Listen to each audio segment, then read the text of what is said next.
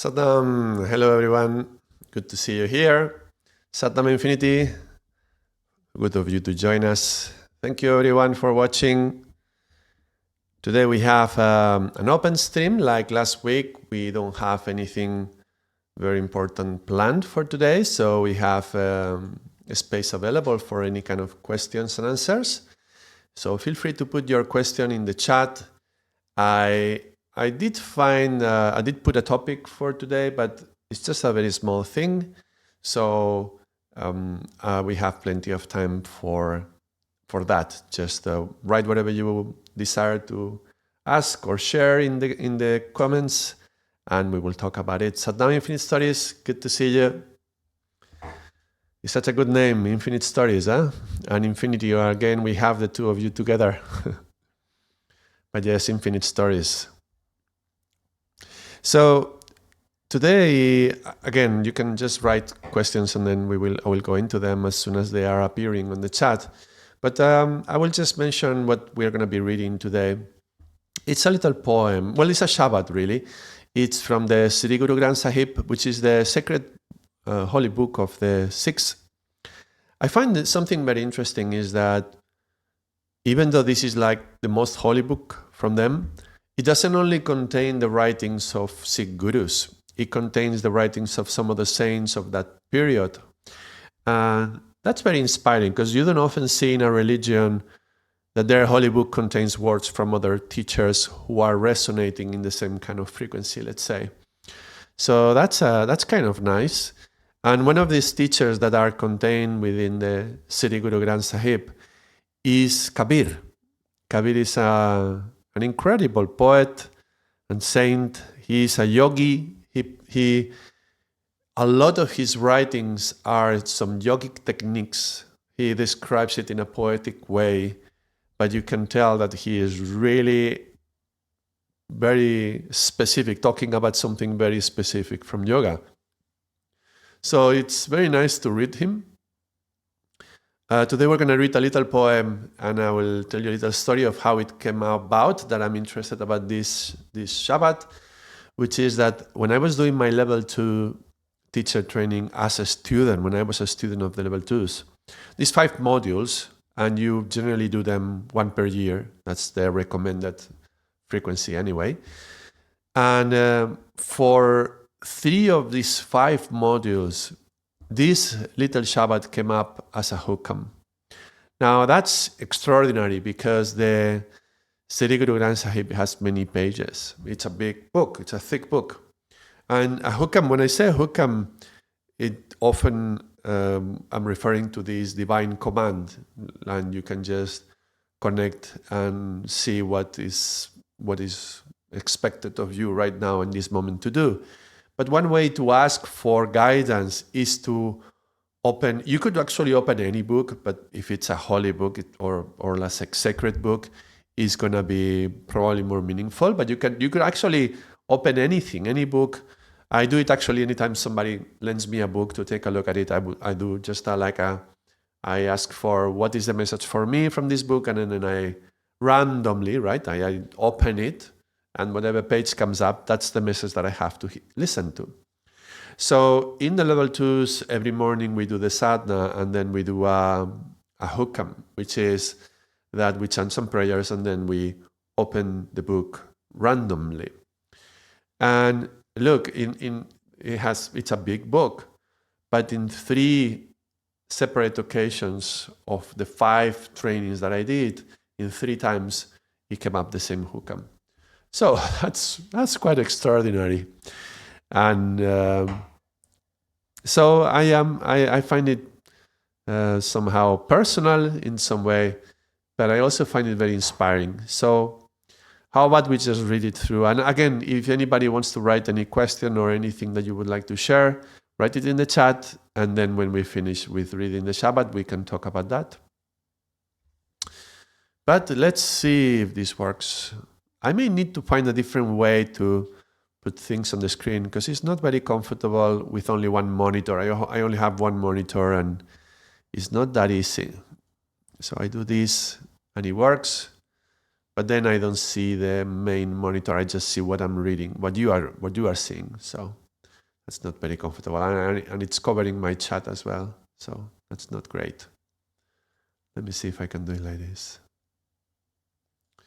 So it starts here really. Sabkoye chalan kahat he uhan. But it would be interesting to read the previous ones and the next ones, but then we would be reading like the whole book. So I'm happy to just read the Shabad that I was selecting. Infinite Sorry says, I'm not familiar with Kabir, so questions are limited. No, that's fine. You can, questions, when I say questions, you can ask anything about anything. It doesn't have to be on this topic. And when we finish with the poem, then we can talk about any other topic. So, and if it has some connection, then we will connect it, but it doesn't have to be on this theme. I will just read the translation to English because I'm not that good at reading Gurmukhi, and I'll probably make a fool of myself. Even though reading it in the original would probably have a powerful effect, but then I probably mispronounce many things, so I will just read the English one. So, everyone speaks of going there, but I don't know where heaven is. How? It just says one sentence and it says, do a pause. So, everyone speaks of going there, but I do not even know where heaven is. We did a video on death and heaven and hell very recently, so this might be interesting. One who does not even know the mystery of his own self speaks of heaven, but it is only talk. I wonder, is up? Can I click on it? Let's see what happens. I know, there's nothing associated. Because I think when it talks about its own self, I think this up doesn't mean the real self. This up refers to the ego self. So one who doesn't even know the mystery of his own self speaks of heaven. So one who is in the ego self. But it is only talk. As long as the mortal hopes for heaven, he will not dwell at the Lord's feet. As long as the mortal hopes for heaven, he will not dwell at the Lord's feet. This is something that we talked about it a little bit when we were exploring mind games, which is that hope can often be a mind game, which is kind of anti-intuitive because we think that hope is a beautiful feeling inside to always hold on to hope. And it has some virtue to it, but it, like many things in the spiritual path, it has both sides, and I always like to explore both sides. The dark side of hope is that when we are hoping things will get better or hoping something will happen, like going to heaven, then we become passive and we become expecting something to happen from somewhere else. So we don't engage ourselves actively into whatever role we have to do to actually get there. So maybe there is an issue, maybe let's say in a family or in a company, and there is some challenge. And if we become aware of it, we may be the only ones who are conscious of this issue. But we hope that things get better. Or sometimes even we pray that things get better. And yes, prayer is really the only power of the human being, or no, not the only, but the most powerful aspect that we have as humans is prayer. However, praying that things change, hoping that things change, is often a good excuse not to do something in order to change the situation or to change the relationship. And so you can see that in relationships with other people, like within couples, but also with other people in a family, in a company. And then you are like, well, I'm not going to say anything because then we may enter into a conflict. And the thing is, we avoid conflict. We avoid confrontation not to go into the conflict, but then things accumulate and then things get even worse. So hope is as a dharmic expression as long as we remain actively committed to whatever we have to do in our path. I hope that makes sense.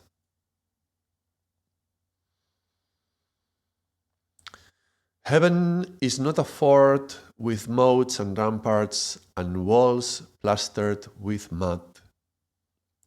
And I do not know what Heaven's gate is like. Says Kabir, now what more can I say? The Satsangat, the company of the holy, is heaven itself. We are touching upon this concept that often repeats in these teachings, which is Dharma, Sangat, Guru. Which is if you want to get to the Guru, if you want to get, and when you want to cross Heaven's gate, that is going to Guru, right? To do it by the power of our own commitment and our own effort. I mean, it is a paradox because I was just saying that we need that commitment and that effort. But to get there just by our own power, it's extremely rare. Satnam, Sohail, good to see you. Welcome to the stream. So there is Dharma, there is Sangat, and there is Guru. And Sangat is the bridge between Dharma and Guru. Sangat is the sharing in the community, is the being together with other humans, other people who are devoted to some sort of spiritual effort together so that we can help each other and we can progress together. And he says, look, the Satsangat, the company of the holy, that is heaven itself. But it doesn't mean company of the holy like you have to find a holy man and sit next to him or a holy woman and sit next to her. It's about being in the company of those devotees, those who are looking for this salvation, let's say. But we are all together sharing that space. That's Satsangat. Sat meaning truth. That would be connected to truth. So the true Sangat. So he goes on, and this is the one that is inspiring this talk today. So, how can the beautiful fortress be conquered? Oh, siblings of destiny.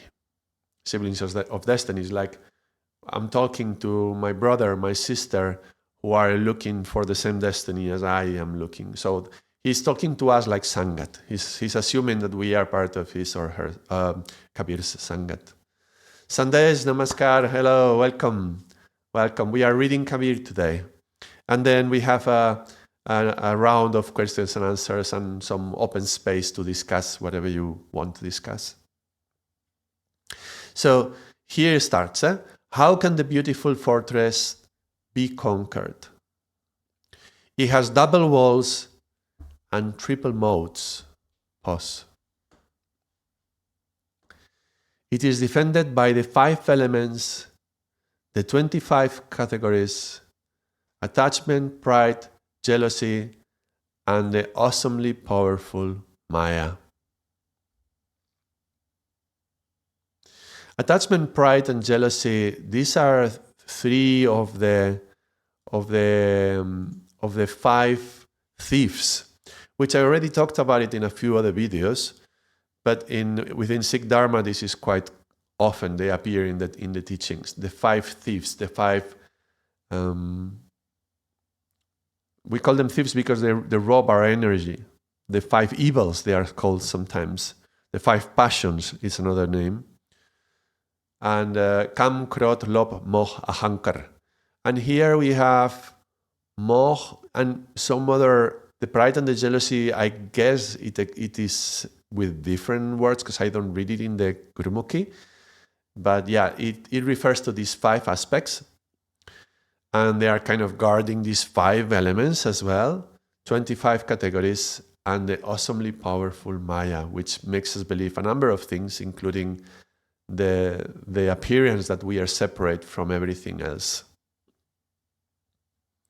So this is what is defending the fortress, these things. And it's interesting, 5, 25, and the other 5. It's interesting, this number 5 appearing here. I'm thinking how when we go into meditation, we have to do Pratyahara, Dharana, Dhyana, Samadhi. And Pratyahara is our relationship to the 5 senses. And if we don't relate to the 5 senses in the right way, it's like these 5 senses linked to the 5 elements, traveled by the 5 passions, they are blocking us into getting into that fortress, let's say. That's my understanding right now, but anybody else, you feel like you're understanding in a different way, feel free to write it in the chat. I would like to hear how you understand these words. The poor mortal being does not have the strength to conquer it. What should I do now, O Lord? This is also something that happens very often in the translations. They often finish with the "Oh Lord," "Oh my Lord," or something like that. But I don't think anywhere in the text it says Lord. So this is more the adaptation, the explanation of the translator. So the translator is kind of trying to give it a meaning that we can understand it from a modern perspective. So they use this "Oh Lord," but I don't think anywhere in the text it says Lord, and particularly being man, being like a male energy, Lord. So I don't think that appears. But let's read that. The poor mortal being does not have the strength to conquer it. So by ourselves, we are not going to conquer it. Just by ourselves. First of all, we already said, is Dharma Sangat. Good, we need the Sangat. But also, just from our own personal effort is not enough. So we have to surrender to some other power that is greater than us in some way. So the conquering cannot be reached by our own power. We need some surrender in between. Kam, that would be one of the 5 passions. Kam, Krat, Lobh, Moha, Hankar. Kam, sexual desire, is the window. Pain and pleasure are the gatekeepers. Virtue and sin are the gates. Sexual desire is the window. Pain and pleasure are the gatekeepers. Virtue and sin are the gates. So there's both aspects, pain and pleasure, virtue and sin, the gatekeepers and the gates.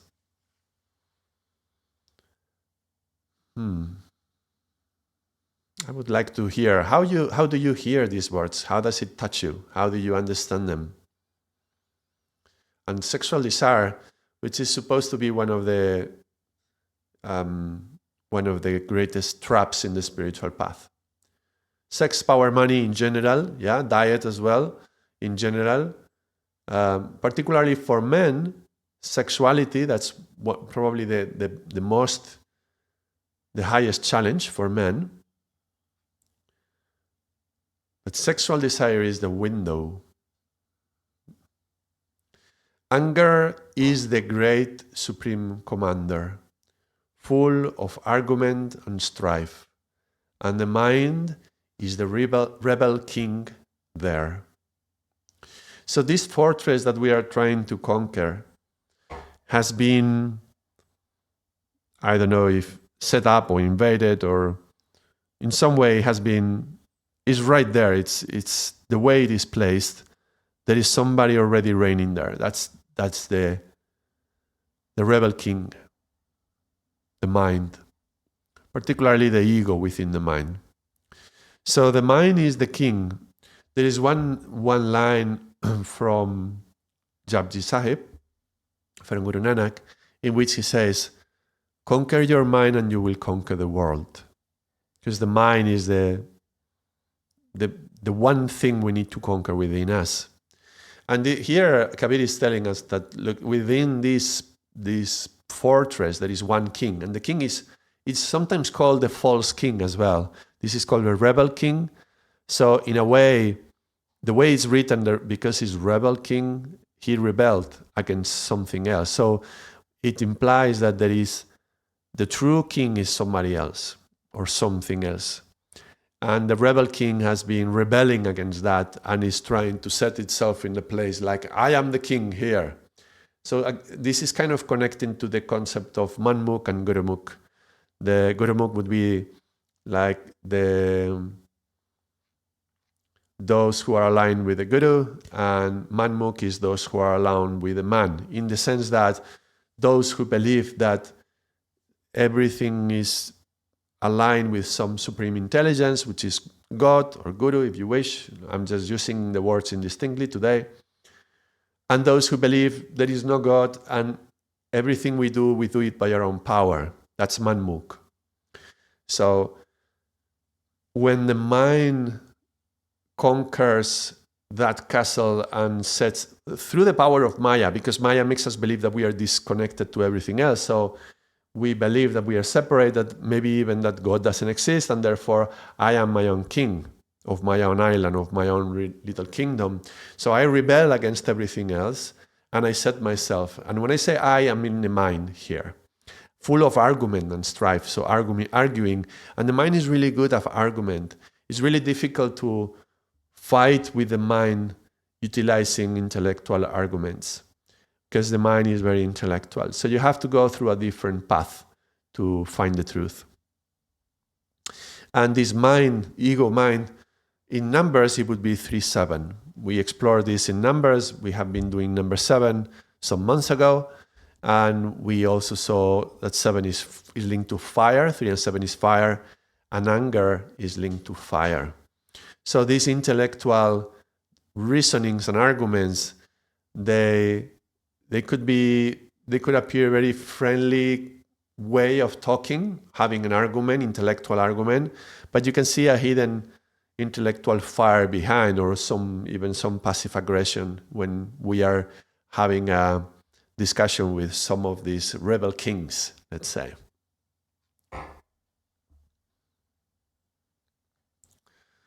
Their armor is the pleasure of tastes and flavors. We just saw that pleasure is one of the gatekeepers. Do you remember? So interesting. The armor is the pleasure of tastes and flavors, which stimulates the senses. And we were talking as well about the 5 senses. Their helmets are worldly attachments. And here we come back to attachment again as one of the 5 evils. They take aim with their bows of corrupt intellect. So sometimes when you are having a conversation with somebody and you want to bring the truth or connect to the truth in some way, they will utilize intellectual arguments like a bow. They are trying to fire you, they are trying to pierce you with their arrows, with the intellect. And they protect themselves with their helmet and their armor, and that's their own link to the world attachments and the pleasure of the tastes and flavors. Now I'm speaking about them like in an impersonal way, like we are not like that, that's them, who they are, but that's actually us. So I'm trying to speak of it like putting it outside of ourselves, to not identify with that. But that's us. That's when we are identifying with our ego mind and the intellectual ego mind, then this is our own armor, this is our own helmets, as this is how we throw our arrows. We are very intellectual. We are utilizing arguments and try to be maybe even very holy, if you wish, utilizing very clever intellectual arguments. But that's part of the game. And that's the rebel king who is fighting. The greed that fills their hearts is the arrow. With these things, their fortress is impregnable. So as long as somebody is attached to this pleasure of the taste and the flavors and the worldly attachments and with greed in the heart, again, greed being one of the 5 evils, attachment being the other one. And with all these things, pride being another one, the fortress is impregnable. So when somebody is full, and when we are full within the 5 passions, there is no way to conquer that fortress. Now here comes the interesting bit that turns things around. But I have made divine love the fuse, and deep meditation the bomb. And I have launched the rocket of spiritual wisdom. I like this metaphor a lot. But I have made divine love the fuse, deep meditation the bomb, and I have launched the rocket of spiritual wisdom.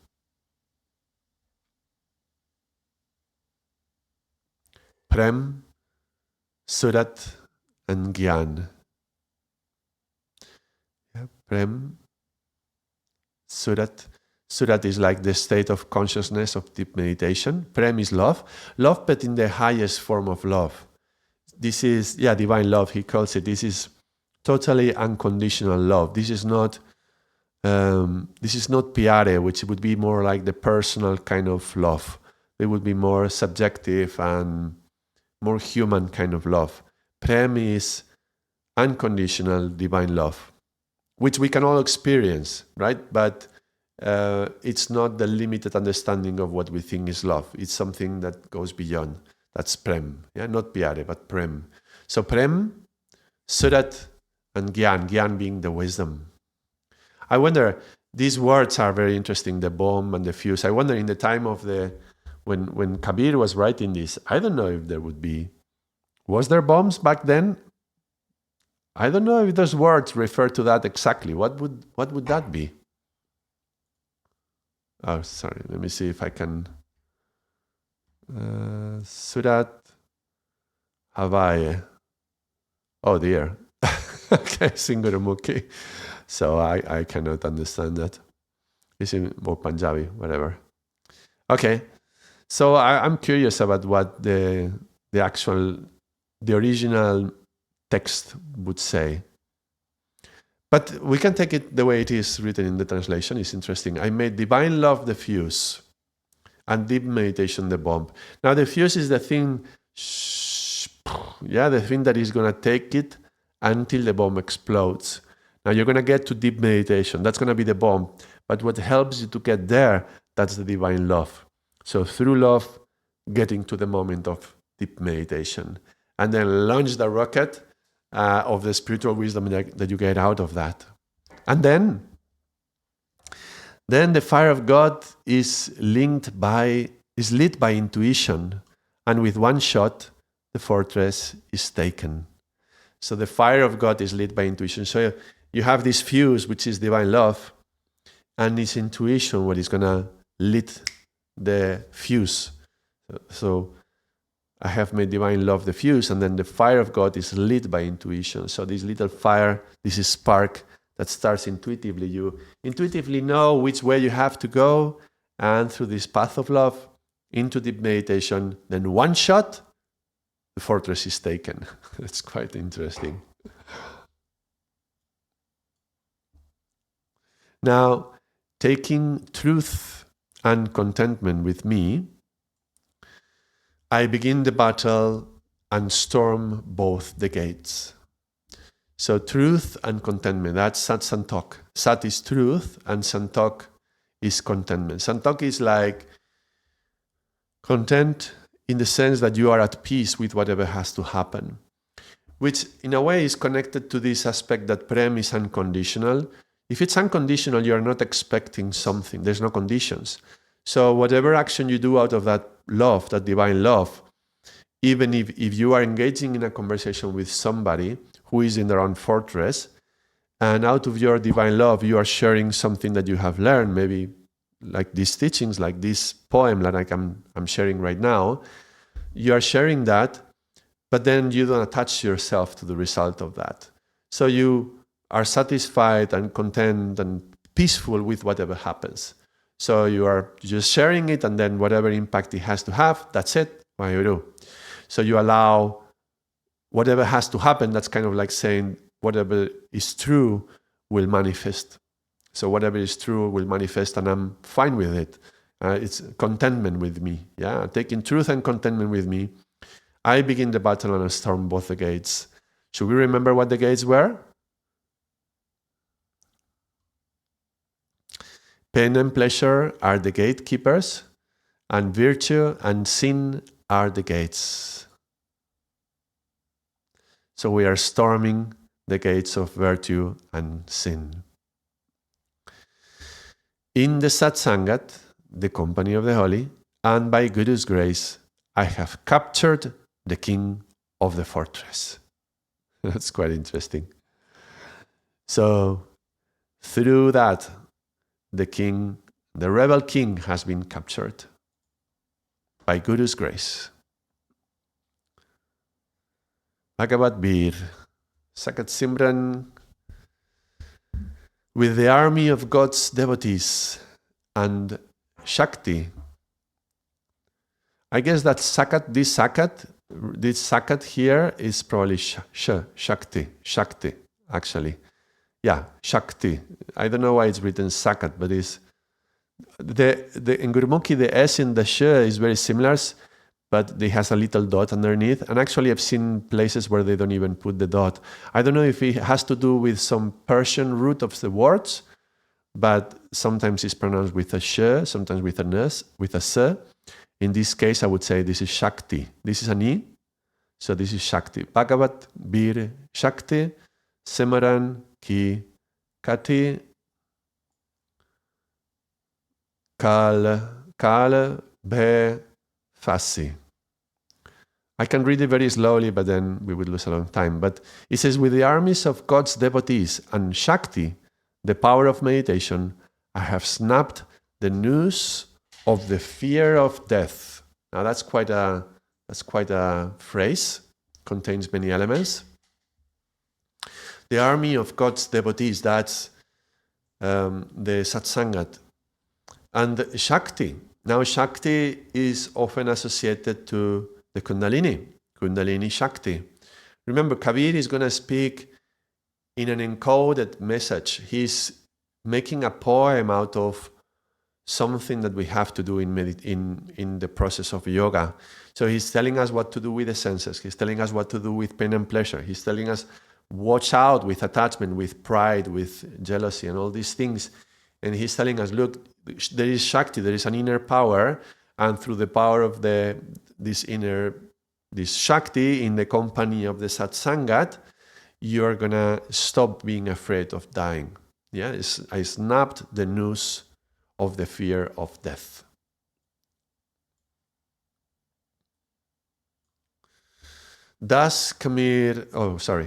Slave Kabir has climbed to the top of the fortress.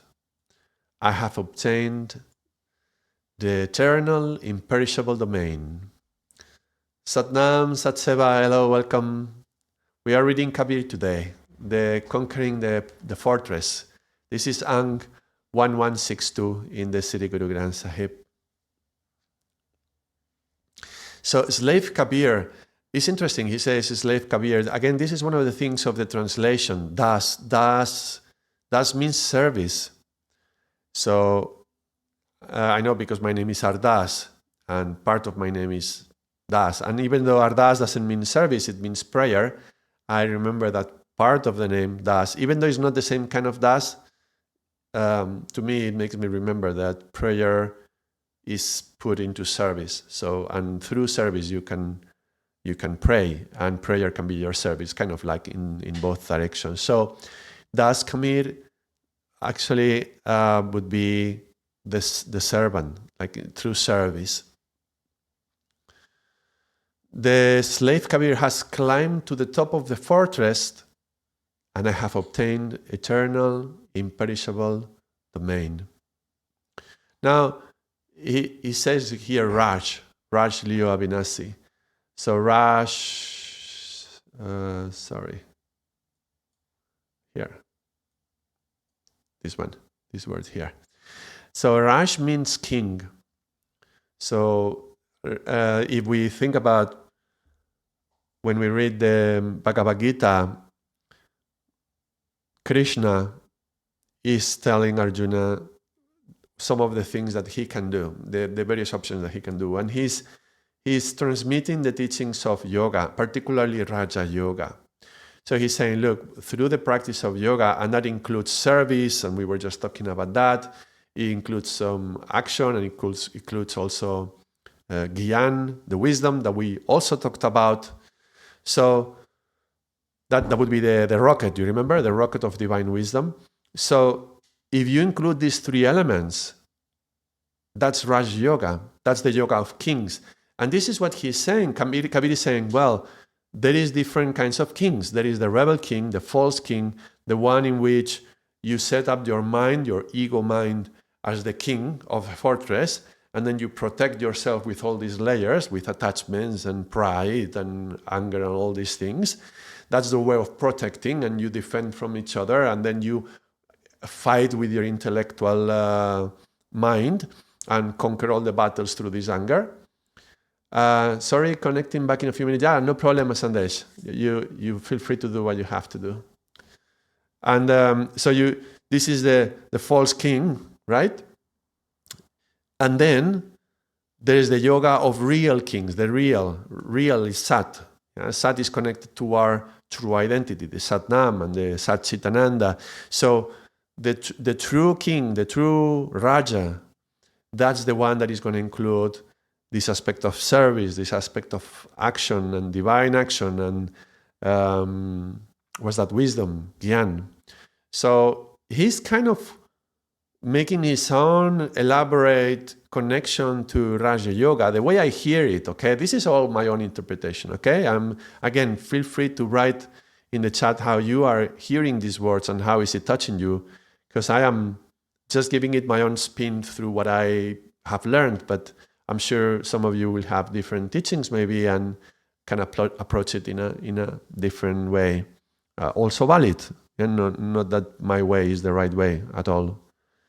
So from what I hear, this is Raja Yoga. He's actually kind of connecting to the origins of yoga, connecting to the Bhagavad Gita, and he's telling us these are the ingredients that are going to allow you to become a king. Now, we call it like that, and this term of Raj and this term of conquering the fortress and the rebel king, all these terms point to this concept of being a king. And one of the things that we have that we identify with kings is that they wear crowns. And this is our crown. This is our crown chakra. It's called like this. And when the Kundalini reaches the crown, that's when you are becoming king. And we just have, in the previous sentence, we have the Shakti through the power of meditation, and you snap the noose of the fear of death. Because, why? Because the Kundalini reached the crown, and then you had a connection to what is beyond, to these blue ethers that we talked about in the video on death. So by having contacted to that, you're not afraid of death anymore, and then you become the king of the fortress. Does it make sense? And then I have obtained the eternal, imperishable domain. So that's the blue ethers, kind of. You are entering into a new domain where this is eternal, this is imperishable. You are connecting to the essence of you, which is Akal. Yeah, when some Sikhs salute themselves, it's Sat Sri Akal. So they are saluting to this Sat, true and great essence of us, which does not die. Sat Sri Akal. That's kind of like the Namaskar for the north of for the Punjab. So that's the way to connect to the aspect of us that goes beyond death.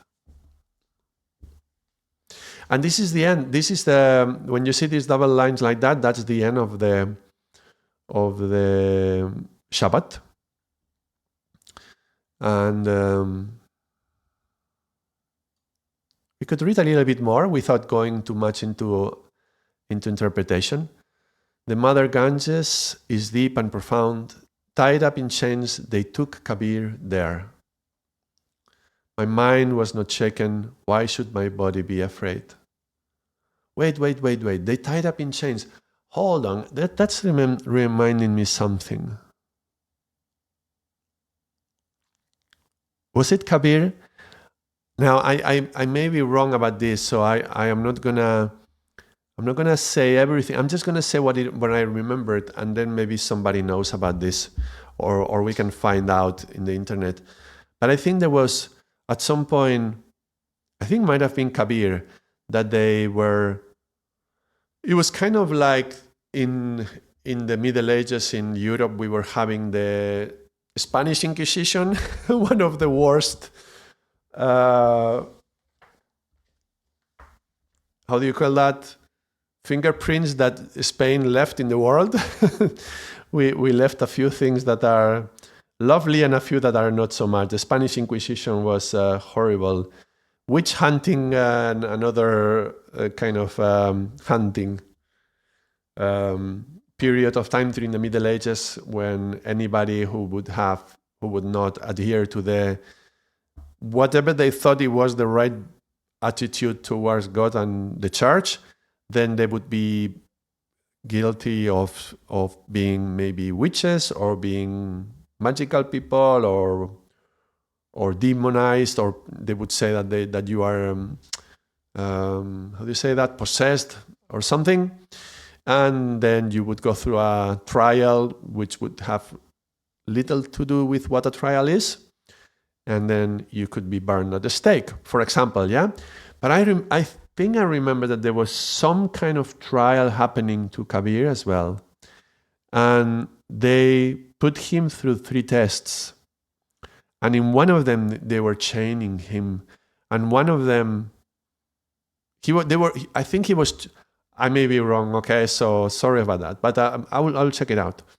I think in one of them they chained him and they put him into the river, which is something that they used to do with witches here in Europe as well. They would tie them up and throw them in the water.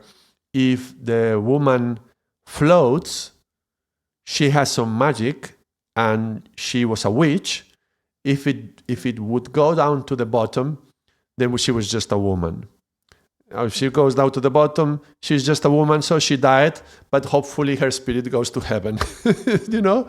But if she floats, therefore she's a witch, and then she was burned at the stake. So can you see the logic here? Crazy. Well, it was kind of the same, but I think it was the opposite. So in India, this test that he was put through, if he floated, then he would be considered holy. So I believe he was put through 3 tests. One of them was that whether he would drown or not, and he didn't. He floated. And one was that they put him on the ground, and then they put an elephant, and they spurred the elephant to make him go into an ambush, and then go into him to kill him, to trample him. And I believe the elephant, when he got to him, he stopped and he bowed, and he put his trunk down and his head to the ground. And so he passed 3 tests like this, and he was revered as a holy man. It's a beautiful story. I should remember this, but that's as much as I remember. I would have to check. Let me just do a very, very short check if I can find.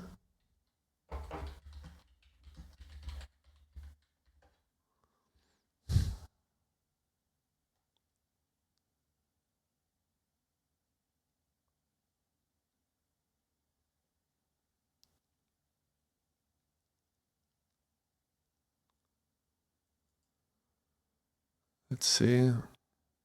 Sheikh Taki was a spiritual guru, blah, blah, blah.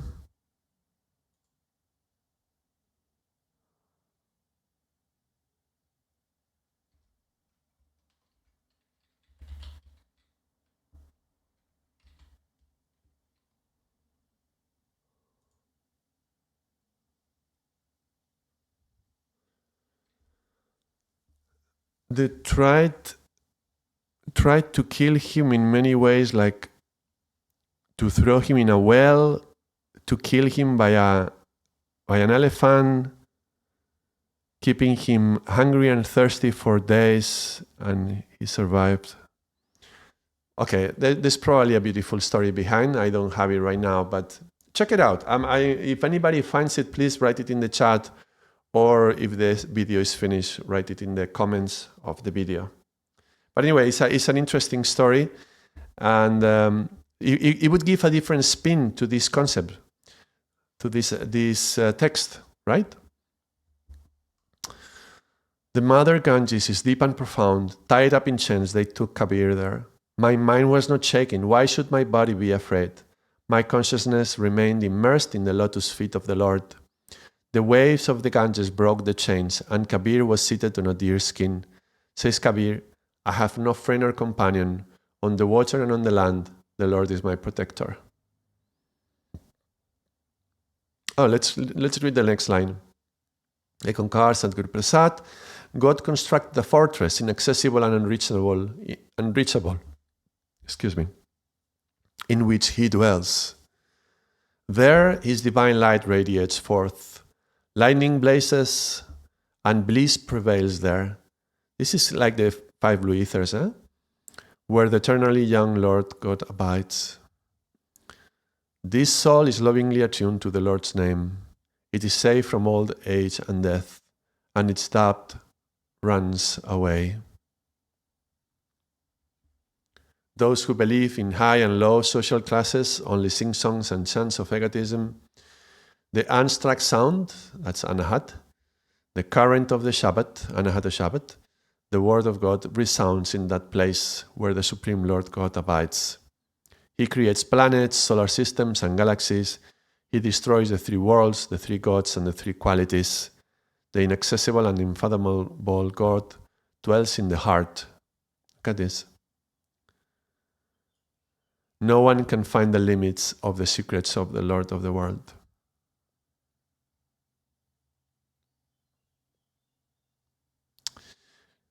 The Lord shines forth in the plantain flower and the sunshine. He dwells in the pollen of the lotus flower. The Lord's secret is within the 12 petals of the heart lotus. The Supreme Lord, the Lord of Lakshmi, dwells there. Yeah. Well, I hopefully, look, neither the sun nor the moon are there because it's beyond the polarity, beyond yin and yang. It's talking about the lotus flower of the heart, Anahat, which has the same name as Anahata that he was just talking about, Anahata Shabad here. The unstruck sound current of the Shabad.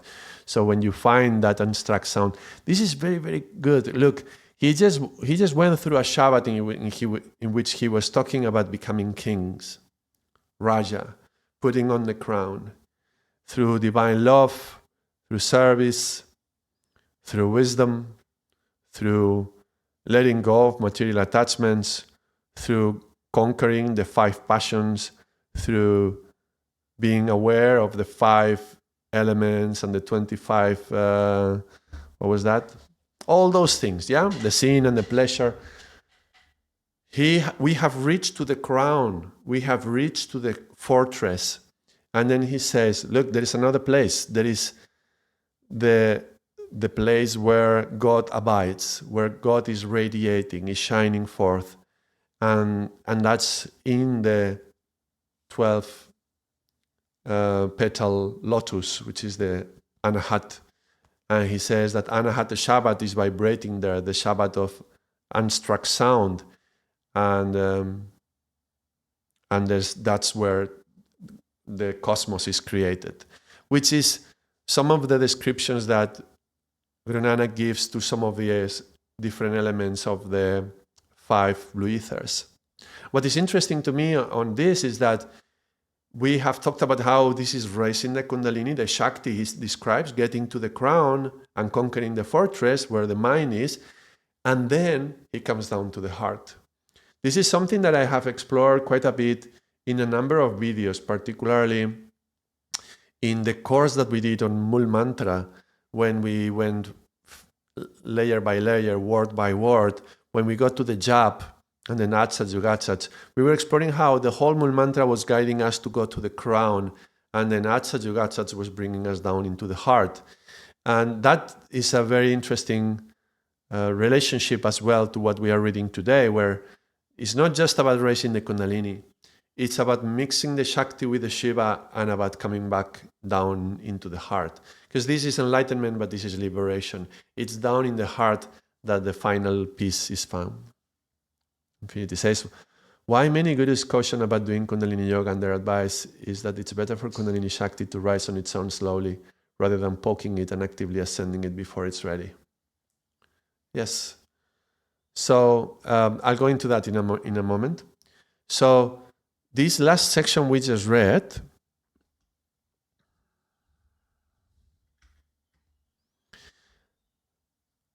the pollen of the lotus flower, the Lord's secret within the 12 petals, the Lord of Lakshmi dwells there, the Supreme Lord lives there in the heart. That Lord God dwells in the heart. This is also connecting to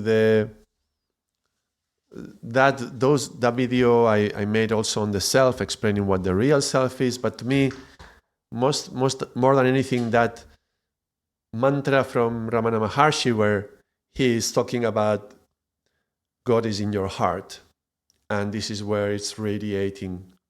The light that is shining, it's aham, aham, aham, aham, aham, aham, which means I am. Yes, it's shining. I am.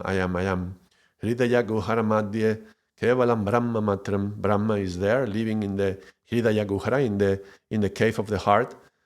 Aham iti sakshat Atma Rupena Bhati. The Atman, the soul, is vibrating, is bhati, is shining forth, and is coming, and it's making this sound. Aham, aham, aham, aham.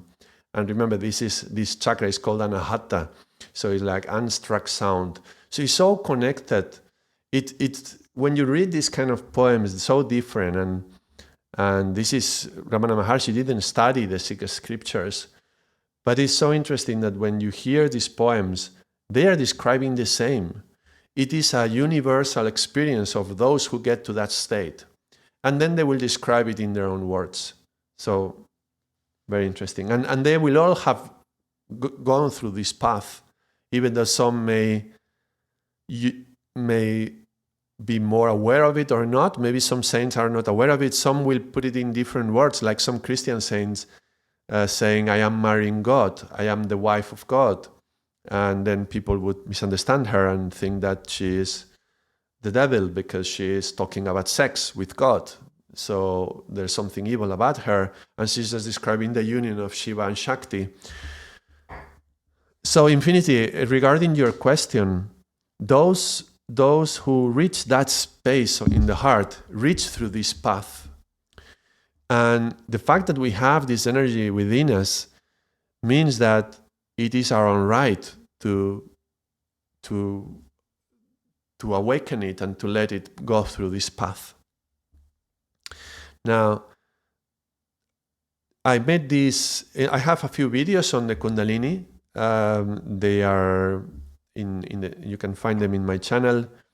I make a point of utilizing a metaphor to describe how we live our life as if we were in a car with the handbrake on, always in first gear. And we're like that. We live life like that. Always fighting with the car, trying to accelerate, but with handbrake on. And the awakening of the Kundalini is like removing the handbrake. And suddenly the car is like, whoa, what is this? Whoa, what is this power? Where is this coming from?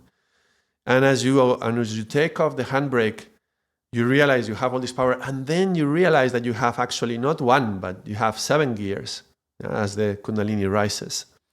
And then you can move with the 7 gears. Now, okay, Kundalini is a snake, and we don't want to go into the bush and hit the bush with a stick to wake it up. We agree with that. Yes, it's not about poking it before it's ready. But Kundalini Yoga is not about that. Well, this is the one that I practice. It's not about going and poking the snake. Kundalini Yoga is about cleaning the path out of the bush, putting some little gifts along the way for the Kundalini to want to come forth, and making sure everything is clean, everything is ready to welcome, putting the red carpet treatment, if you wish, and ask her to come out and ask for the blessing. So we strengthen our nervous system. We balance the glandular system. We clean and purify the nadis and the chakras so that the energy can go through. This is like putting the red carpet. Now, when the time is right and when we are ready, the Kundalini will wake up. But we don't really go there to try to make it rise forcibly. Actually, we know some practices that you could do and you could wake it up. But if you're not ready, indeed, it could be, it's not good for you. So it's not about forcing it, but it's about allowing its natural rising by preparing the path, let's say. And then who doesn't want to live with the handbrake off? Yeah? Why should we want to carry on with the handbrake on? You like the metaphor? Yes? Yeah, it's a good metaphor. And then, sometimes people appreciate more a nice car than their own body. But if you had a good car, wouldn't you take it to a good garage and maintain it properly? Wouldn't you give the best fuel that you could buy for it and do proper maintenance? Well, why shouldn't we do a good maintenance of the body? Why shouldn't we do our sadhana? Why shouldn't we be very attentive and conscious about what we eat and drink? Are we going to put drugs into this body? Are we going to force this car? Are we going to force this incredible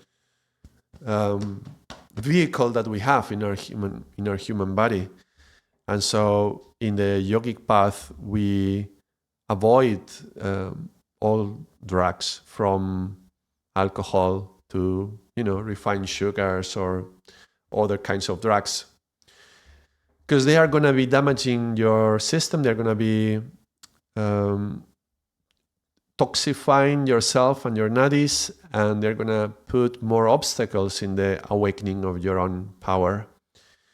And taking drugs, for example, is like looking for a shortcut. But this is not healthy. Now, I don't believe in anything that is not within us. So whenever people say, well, some people take this medicine, this plant medicine or whatever to awaken, why do you need anything? You don't need anything external. Everything is within you. Why cannot we get there by ourselves, by our own power in some way, but also the moment that we are ready for that, rather than forcing it from the outside? So Infinity, hopefully I am answering to you. And the thing is, look, if we like where these holy people have reached, these places, if we want to be there, if we want to conquer that fortress, if we want to meet this flower of God's love in the heart, the path is through Kundalini Shakti. So humbly, we can respectfully, we can honor that we have this power within and prepare ourselves for its awakening, rather than just living all our lives with the first gear on and the handbrake, because we are afraid of the speed that we may take if we let go of the handbrake. All right, yes, you can say if you go very quick, it could be dangerous for you. Well, hopefully you are ready for that. So why don't we get ready for that, rather than always be super, super careful with the car? That's our attitude. Hopefully it makes sense. So everybody, how did you hear this Shabad? How did it touch you? How do you relate to this fortress, these gates, and the gatekeepers? Has it touched you in some way, this poem? I would like to hear your voices.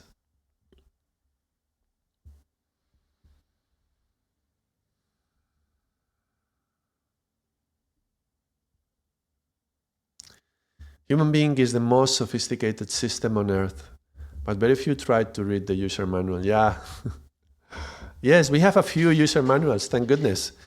I find it extraordinary that all these yogis from thousands of years ago, they took the pain to explore every detail of how to awaken human consciousness. And they did a lot of things wrong as well. They might have made a lot of mistakes, because we need to learn through mistakes. So I'm sure they experimented with lots of things, and they found a system that works.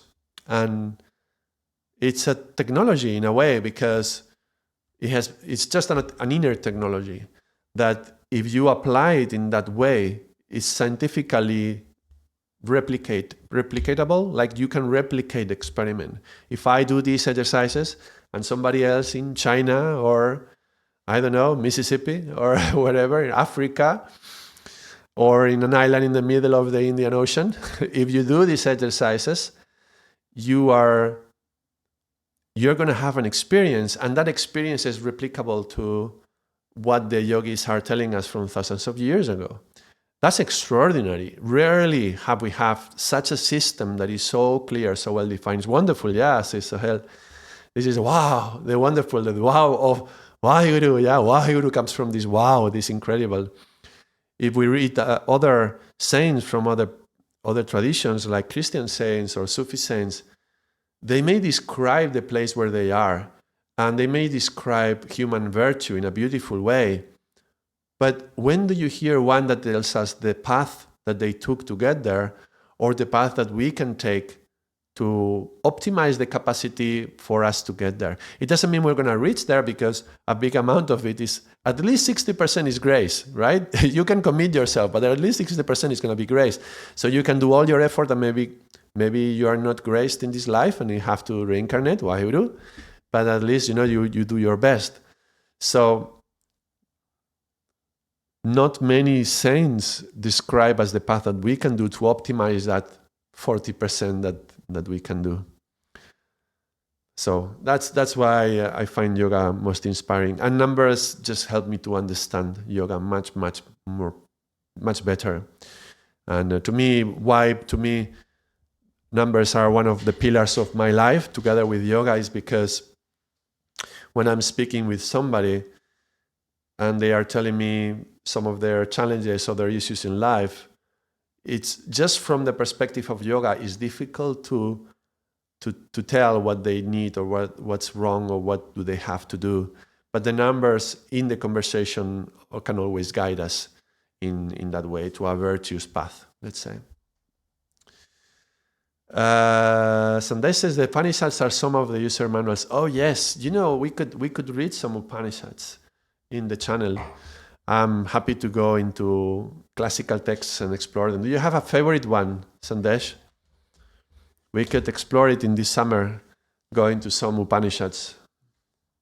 I wanted to do also some readings on the Samkhyakarika and the Yoga Sutras. I want to explore so many things. So many ideas and projects that we can do here together in this channel.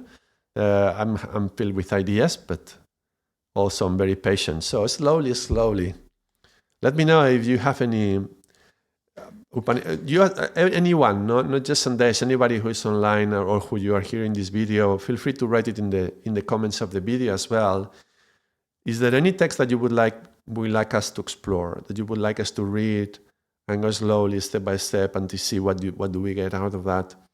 Because I'm very interested to read other texts. Sometimes somebody asks me, what do you think about that? But that teacher, I don't know about the teacher, right? But if you tell me, let's read this text, that's easier for me, because then we can read it together and figure it out together.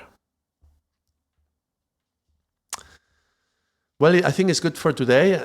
If you haven't liked this video and you enjoyed it, I recommend that you click the like button. Sometimes I myself forget. Often when I'm watching YouTube and I forget to click the like, but for the ones who are doing the video, it's important. So if you can do that, that's very helpful. Next, Mandukya. Mandukya Upanishad, good.